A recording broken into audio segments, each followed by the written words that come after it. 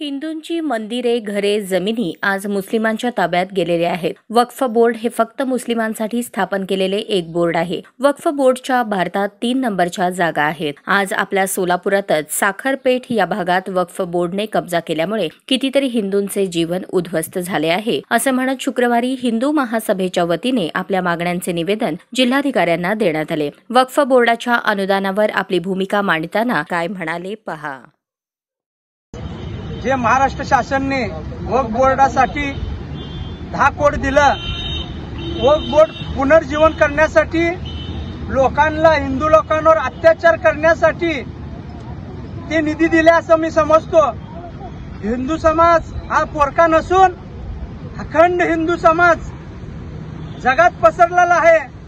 जर हिंदू एक झालं, जर तुम्हाला सरकार स्थापन करायचं कळणार नाही, आम्हाला हिंदूला तुम्ही न्याय देण्यासाठी का अन्याय करण्यासाठी वक्फ बोर्डला तुम्ही निधी दिला.